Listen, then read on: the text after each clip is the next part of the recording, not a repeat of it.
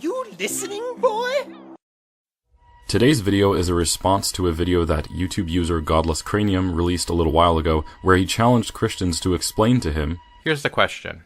What beneficial aspects of a religion can't be replaced by secular means? if this question, or a question similar to it, were to be posed by just any ordinary internet atheist, I likely would not invest the time it takes to make a video like this one.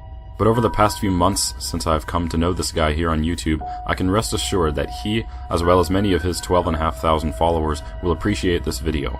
And it's going to be a long video, which means my answer is a long one. Please stick around until the very end of this video and pay close attention as to not mishear what I'm about to say, or assume that you know what I'm trying to say until I've said it. And one final disclaimer, it will sound as though I'm going off topic onto random tangents, but I'm not. I really don't think that this video goes off topic at all. This is a huge topic and there's so much to be said, and Godless Cranium did ask for details, so hopefully with the length of this video and everything I'm saying, he cannot complain. The question Cranium has posed is a great question, and it gets down to the nitty-gritty. I honestly do not think that he is being rhetorical or sarcastic in any way. I think he genuinely wants to know because, like he said in his video, I'm constantly hearing how we need Christianity for Western society to thrive, yet I very rarely hear why we need Christianity. It's usually just left there, hanging. Well, I think that idea We need Christianity for Western society to thrive is rather vague and difficult to defend. I am not one to claim that we need Christianity in order for Western society to thrive, because we can thrive in many directions and by many different means. For example, the Roman Empire was amazing. I've studied it my whole life, and it still amazes me how, despite all of their diabolical practices and all of their religious intolerance, classism, bigotry, and brutality, they were still able to thrive in architecture, war tactics, politics, social engineering, and art. A radical secular state, like the Soviet Union, which had millions of Christians executed in sickening ways, was still able to win in many instances. The Nazis, the Akkadians, the various Muslim caliphates, the Mongol Empire, and the modernized heretical Protestant state of America, with its worship of materialism, social justice, and Hollywood, is still able to thrive and win over everyone else. Everyone wins from time to time, but the question is whether or not the trail behind the victor is paved with corpses and cages, or beautiful cities and order. This is the difference between the methods of the Roman Empire and the Islamic expansion into parts of Eurasia and Africa. The Romans conquered a region, and after they destroyed what stood in their way, they rebuilt it, almost always with better technology and beauty. They always fixed and improved what they conquered.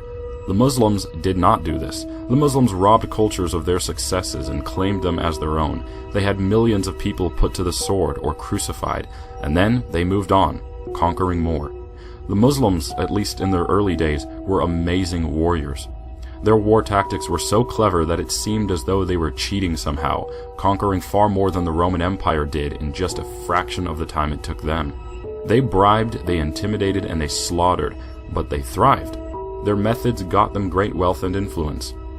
But Christianity has thrived in a very different way, and much more slowly.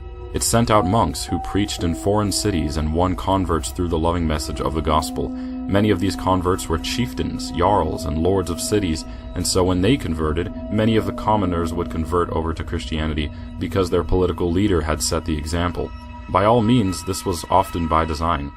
Even during the Crusades, monks and missionaries attempted to debate the sultans at times, trying to prove to them that their newfangled pagan warrior religion was just a hodgepodge of Mecca's polytheistic faiths with some Judeo-Christian thought thrown in for good measure. Unlike other religions, Christianity was for everyone, rich and poor, talented or dumb. This is different from the Roman religions, which were class-based. The God of Christianity was not claiming to be a god of a certain nation or culture. He was claiming to be God of the entire world. This really is different from most other religions, which were regional. For example, the Odinists who lived in longhouses in the fjords of Norway had no interest in bringing Africans into Odinism. And you want to know something that is painfully ironic about the atheist movement in the West? The atheist movement is always strongest in Christian nations, which have become very tolerant of atheists. It's not as though atheists have taken control, because if that were the case, then there would be no necessity for an atheist social movement like we have today. No, Christians are still in control of much of the West, and even when we controlled much more, atheism was still around, and it was slowly increasing. Zoroastrians, Odinists, the Hellenistic, the Muslims, and pretty much every other religion on the world has had a history of killing or greatly abusing the rights of atheists because of their atheism. Today, there are still over 13 countries where it is illegal and punishable by death to be an atheist. And all of these nations are Islamic, by the way. So the reason atheism thrives in the West is because Christianity does not anywhere teach that atheists ought to be killed or subjugated. They are to be converted, and if we can't convert them, then they must be tolerated, lest the state deems otherwise. Such would be the case with Ferdinand and Isabella of Spain, I'm sure. Fast forward through history, and atheism is tolerated so much by Christians today that many Protestants even speak with the same rhetoric as atheists. Christianity has tolerated the very people who seek to undermine and utterly extinguish it. People like you, Mr. or Mrs. Atheist, infidel, pagan, heretic. Christianity became tolerant of its enemies and let them live next door, and then it let them live near the hearth, where they now slander our faith and say that we are the intolerant ones for adhering to the same faith of the great men and women who laid the foundations of the great societies we enjoy. The martyrs of Compiègne, innocent and unarmed Catholic women being put under the guillotine for their faith, most of the apostles of Christ, innocent and unarmed men being brutally murdered for their faith, Christ himself, unarmed and innocent, being brutally and savagely tortured and murdered, the constant genocide of Christians in the Middle East, and the recent slaughter of churchgoers in Texas by a disgruntled atheist. If this is what thriving looks like, then I am saying, no, Christianity is not necessary to thrive, not by any naturalistic or practical means. And I do not personally think that Christians ought to promote Christianity by claiming that it's necessary for good politics, even though the Catholic Church articulated most of what the Romans left behind in terms of political organization and census. These ideas on how to build a semi-great nation and have decent politics are not to be entirely accredited to the Church. But then, that's not exactly what Christianity was ever aimed at. That is why there exists a conflict between what is perceived as science by certain people and what is perceived as religion by certain people. Christianity was never solely meant to answer questions about nature. It was never solely meant to answer questions about politics either. And yet, the scientific method, the rocket, the television, the airplane, the radio, the internet, the theory of gravity, the public university, and even the language I am speaking right now, all of it was invented by Christians who prayed and believed that there is a God more powerful and more meaningful than any of these great achievements I just mentioned.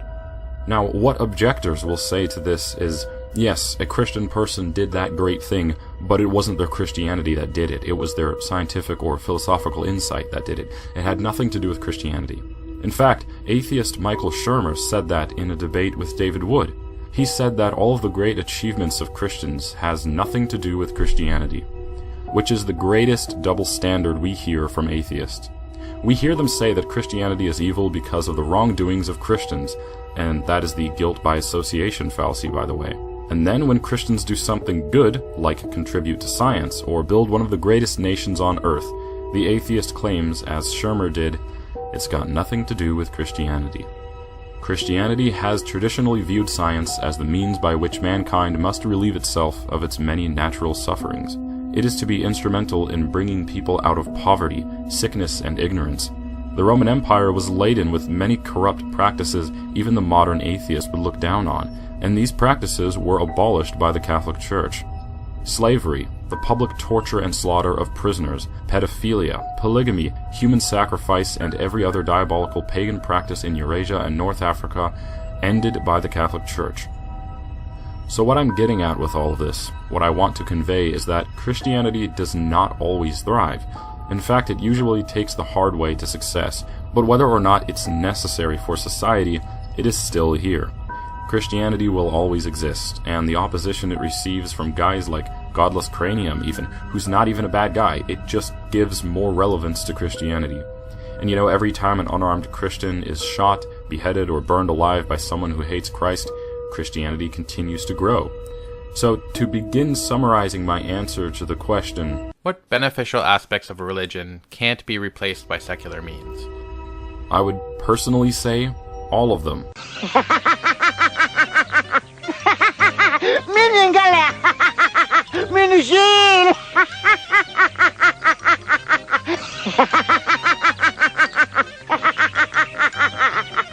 All of the beneficial aspects of Christianity cannot be replaced by secular means because, after all, what is secularism? Secularism, by definition, is supposed to be policy outside of religious influence. But to achieve that, you have to have atheist politicians originate the policies themselves without stealing anything from Christianity, or any other religion for that matter. And good luck with that. It is simply not possible. From the earliest days of human evolution, we've been very religious, very theistic, and the very concept of secular states has arisen long after numerous religious cultures put in the groundwork that a godless person can build on. Find me one secular leader whose good ideas and whose success cannot in any way be attributed to the ideas of past religious thinkers and kings. That is why secularism is really just a religion of its own, one that attempts to deny God and attempts to be a-religious, all the while forgetting that Buddhism and Scientology are atheistic religions, and that religion is just a behavior, a collectivist behavior which brings worship to something or someone. You do not need a supernatural God to be religious. As the Catechism says, humans are by nature religious beings. It is inescapable. Your God can be the belief that there is no God but your own superior, guiltless intellect, molded by ideas you did not even come up with. The popular contemporary ideas regarding secularism and atheism were really brought into existence mostly by 19th century communist thinkers, Christian-hating Talmudic Zionist communists who simply want to weaken the Christian West and bring about some fanciful, godless utopia where right is wrong and wrong is right. Secularism has you searching for God in all of the wrong places. It puts the intellect in place of God and worships its capacity to reason. A very ironic fact, since, as G.K. Chesterton pointed out, reason is itself a matter of faith. It is an act of faith to assert that our thoughts have any relation to reality at all. To be secular is really to do a similar thing as Martin Luther commanded Christians to do. To trust your own intellect, your own judgment, your own ability to reason, rather than trusting what God has told us and what God has implemented in His church. Rather than trusting the objective truths which are to be studied within nature.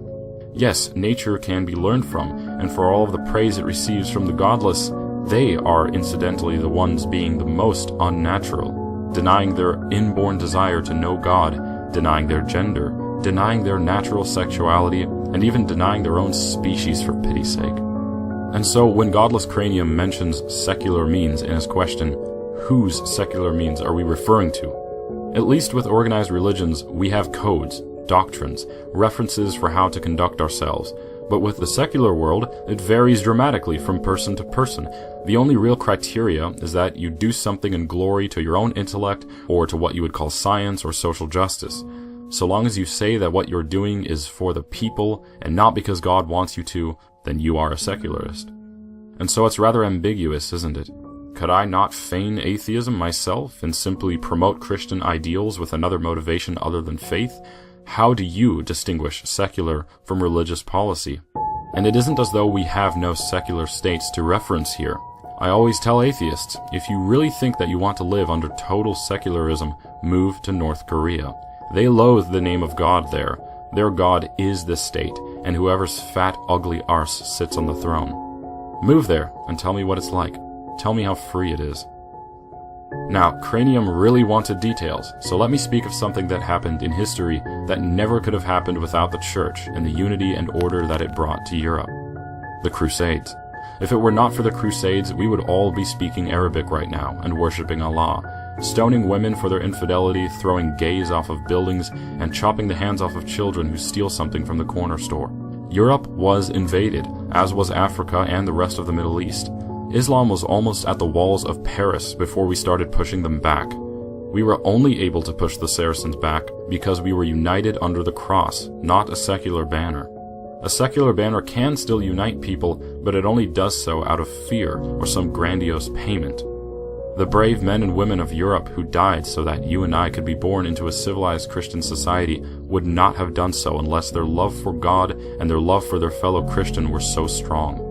People gave up everything, and they sacrificed themselves for their brothers and sisters in Christ who lived thousands of miles away. They restored and secured Europe for you and I.